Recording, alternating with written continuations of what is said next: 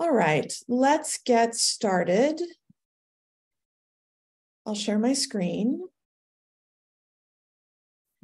All right, so today we've called this workshop Writing Your Internship Resume, and we're going to talk about first-time resumes in general, whether they're for internships or for jobs. And one characteristic of a first-time resume is that you may not have much professional or related work experience to include. So we'll talk about what to emphasize instead.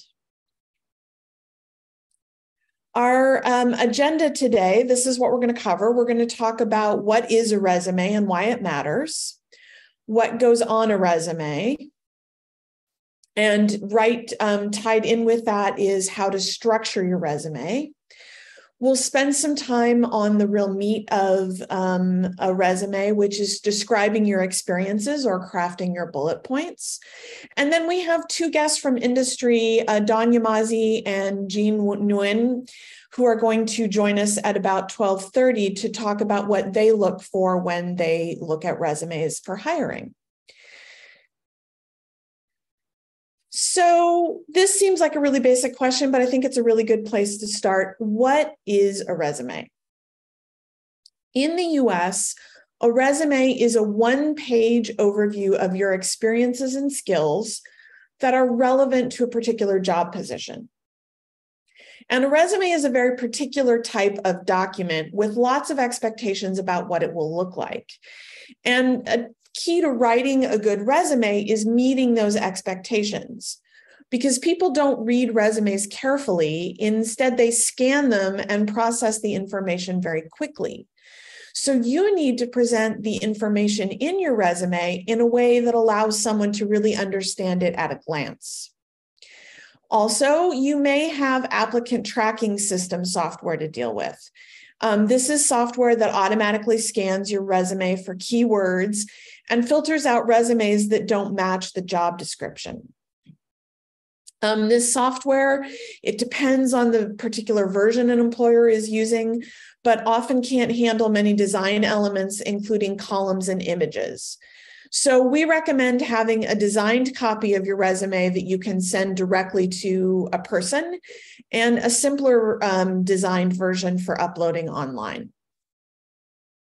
Your resume really lets a potential employer see what you've done in the past in order to get a feeling for how you meet the requirements for their position. And the goal of a good resume is to convince the employer to interview you. And that is actually my first point in what a resume should do. And that is, you want a resume to generate interviews for you. That's your ultimate goal. So a resume needs to be tailored and targeted to the particular job that you are applying to. And it's going to focus, therefore, on the relevant parts of your background. Now, when you're just starting out, most of your background that you're going to include is going to be relevant. But as you develop your resume, you may rephrase things, push things in and out of your resume to make it fit the specific job that you're applying for.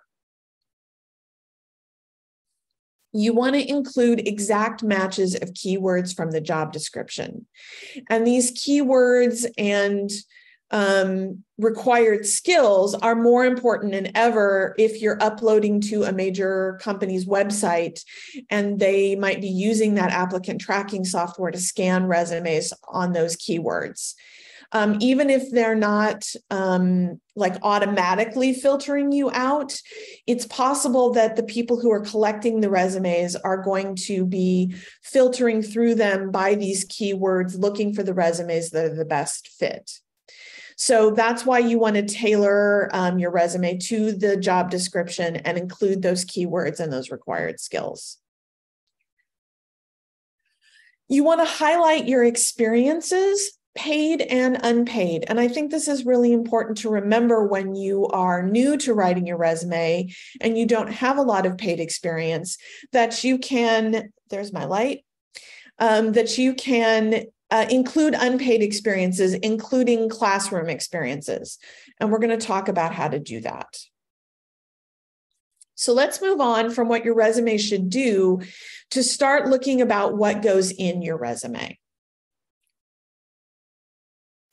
The next couple slides are all going to deal with the information that your resume needs, and we're going to kind of progress from the top of your resume to the bottom. And we call this the chronological format because you're going to list your most recent experiences first. So at the top of your resume is going to be the information about you. Your name. It's most common to include the city and the state where you live, a phone number, which is optional, but it is good to give, if you at all answer your phone, it's good to give a phone number. Absolutely crucial, your email address and your portfolio website link. Those, along with your name, are two of the most important pieces of information you're going to put on your resume. And you want to hyperlink those so that when someone who's looking at the resume hovers over those, they can click on them and it's going to open their mail app or it's going to take them directly to your website. So that's usually at the top in a header, and we'll take a look at what that looks like in a minute. You can include an objective on your resume. Years ago, this used to be common on all resumes. Now we really consider them optional, and there's a couple of reasons for that.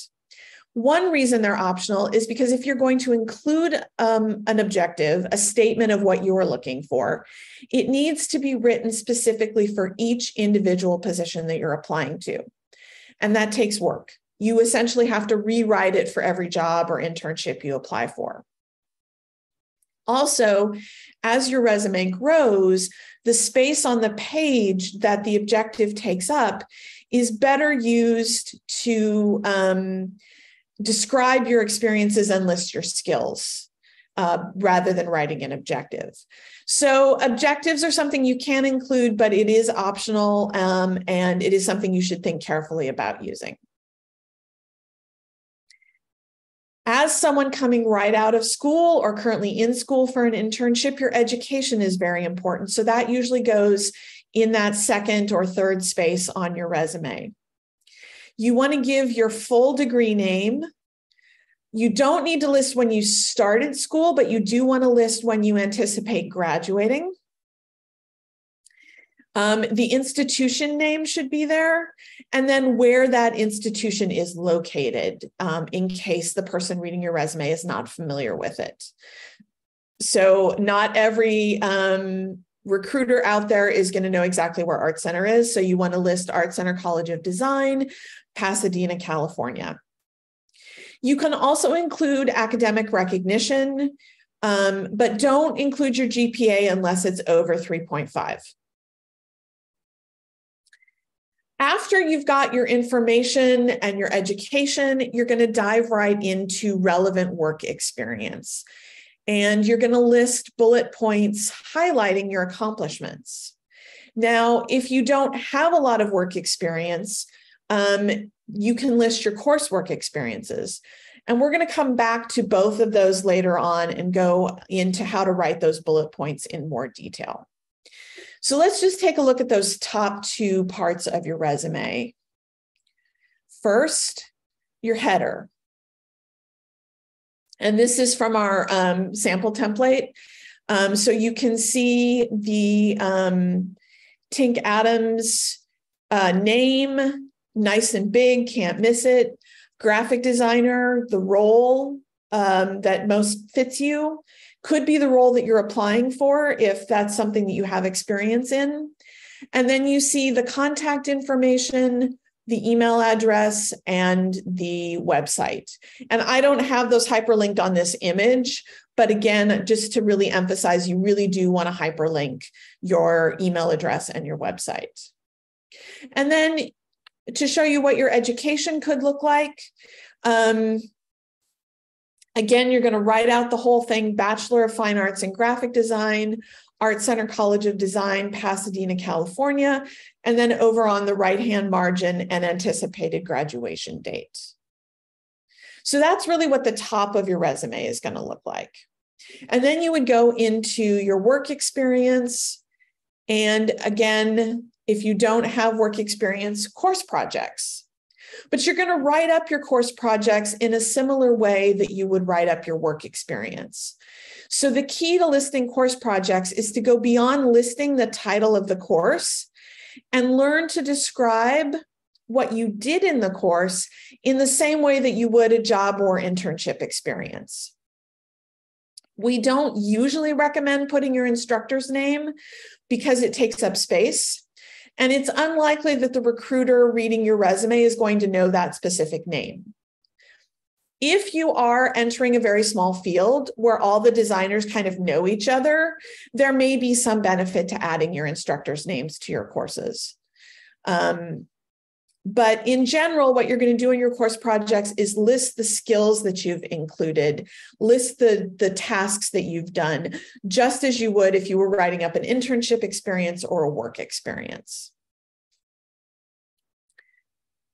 Okay, your skills section, I'm going to come back to this in a moment, but this is a really great place to include the skills that you have and what you're able to do, even if you haven't done it in a job situation yet. And you all have a lot of skills that you're learning at Art Center that you can list on a resume.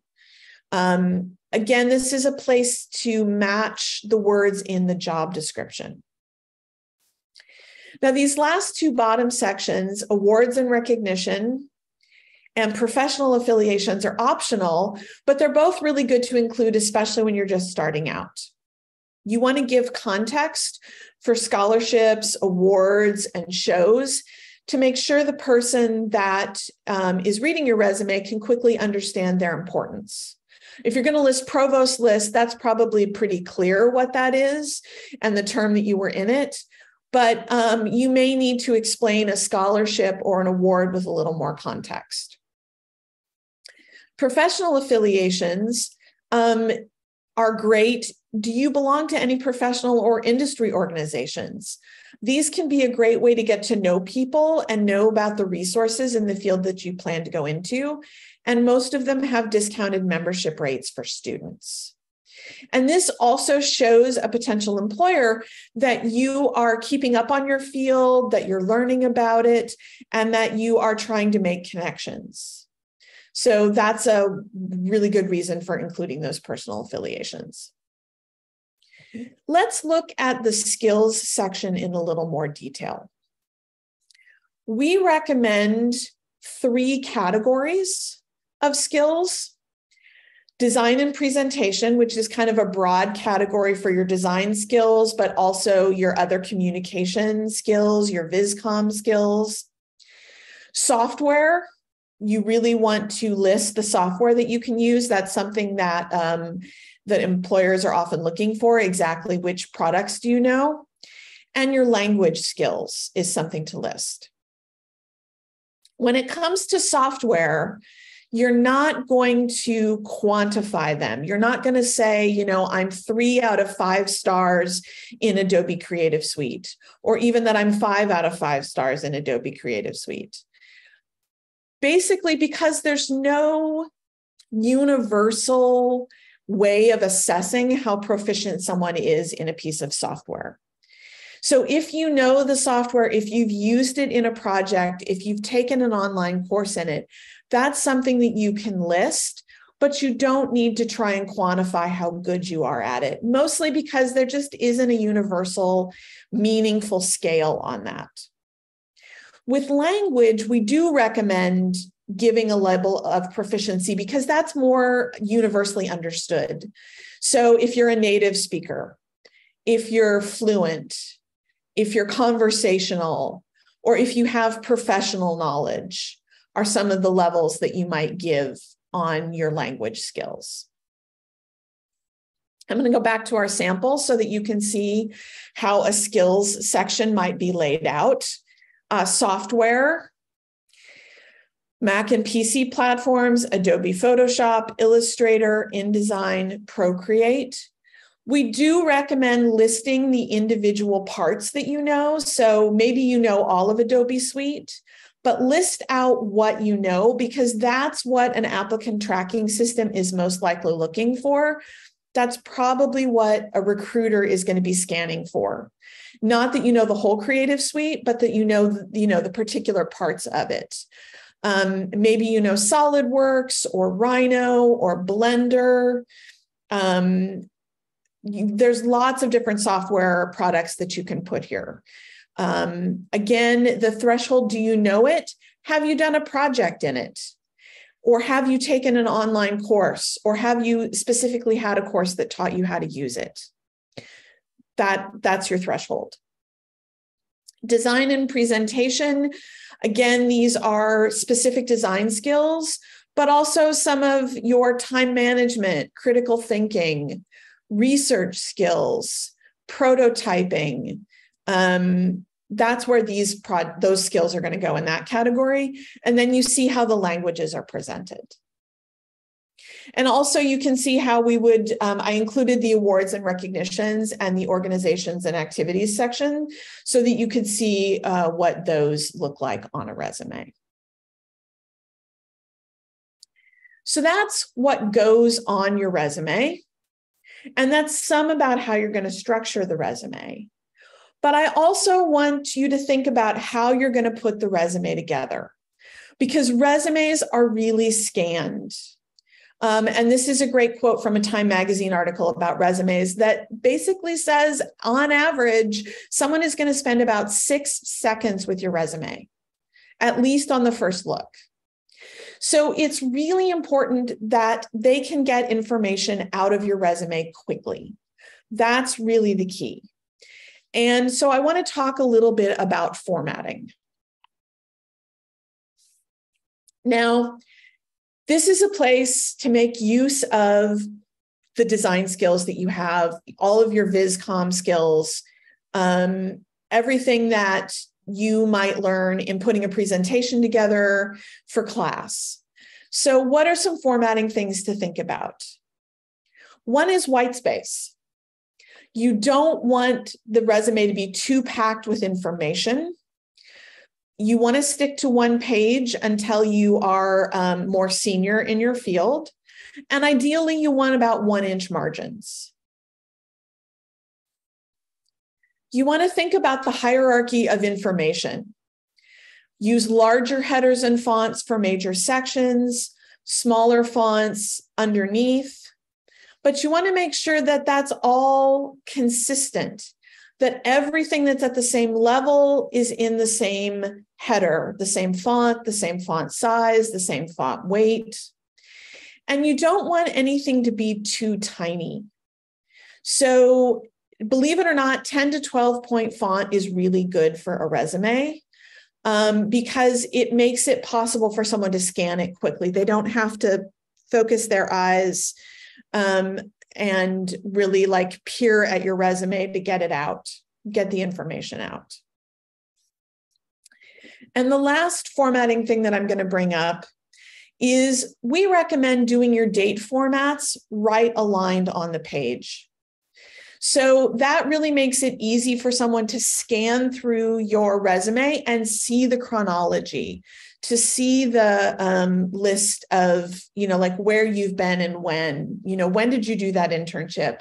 When did you take that class? How current is that information? How long is your history with those skills?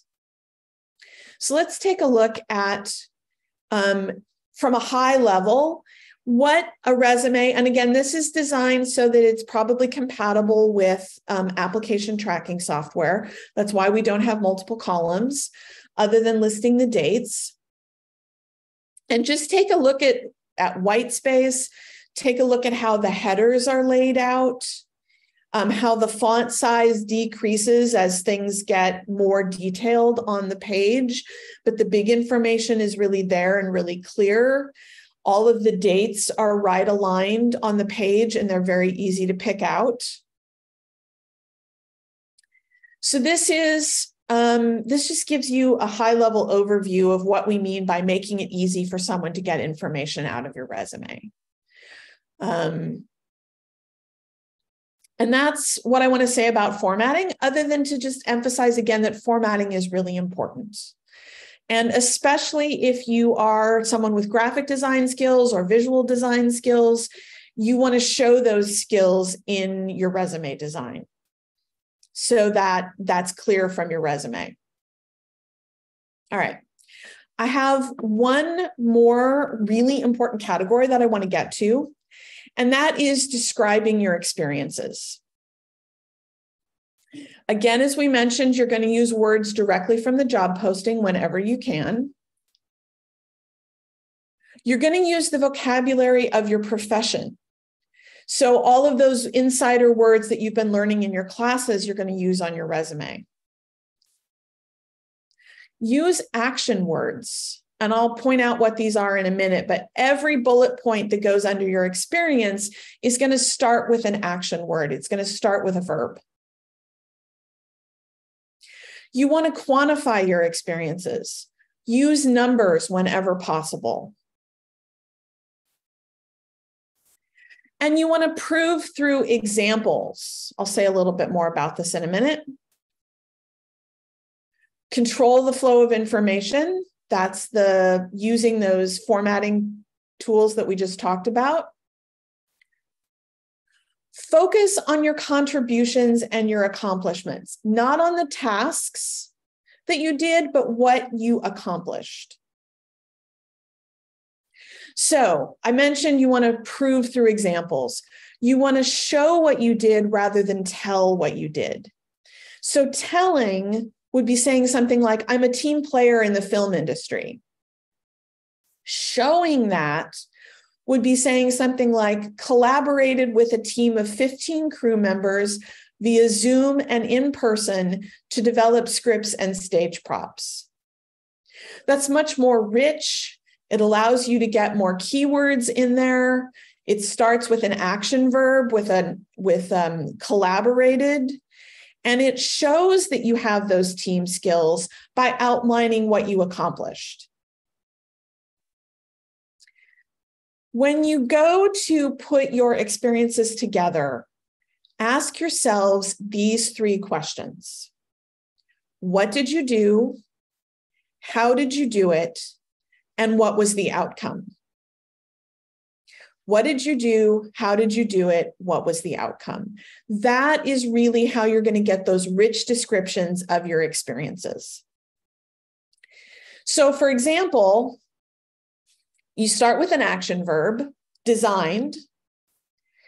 You go with the what, social media and outreach materials. How, using InDesign and Photoshop. And the results, increased followers by 15%. And then you take all of that information that you've outlined and you write it into your final bullet point. Let's look at one more. Collaborated is the verb. What is with a number of designers. How is via Zoom and in person. The impact is that you met project deadlines. And then you write that into one statement. So this is really how, by putting together those 3 questions, what did you do? How did you do it? What was the outcome? That you can craft really meaningful bullet points that tell someone a lot about your experience. And so when you do course projects, when you share your experiences in coursework with an audience, you're going to do the same thing. What did you do? How did you do it? What was the outcome? And I have a set of revised bullet points for a class project that was titled Travel Bag for Frequent Hikers. So each bullet point in this case doesn't necessarily answer all 3 questions, but all 3 questions are answered over the course of the 3 bullet points. So what? Designed a carry-on bag that helps frequent flyers organize, pack, and travel with greater ease and efficiency. That's a really rich statement about what the goal was of this project, what was going on with it. Now we're going to look at the how. Analyze the product by interviewing 30 potential users. There's a place where you can quantify. Explored on-site at LAX airport, and tested 5 hand-sewn prototypes at the site for further insights. That tells a lot about how you went about this project. Your industry languages in there, prototypes in this case, analyzed, explored are all good verbs for this. And then some outcomes. Findings, designs, and insights led to a final presentation and product proposal to a group of industry experts. So you see how that's a lot more information than just saying, I took a product design class with this professor, right? I took product 5, which doesn't mean anything to anybody outside Art Center. This really helps someone who's looking at your resume to understand what you learned in those classes and to understand how rich that experience is.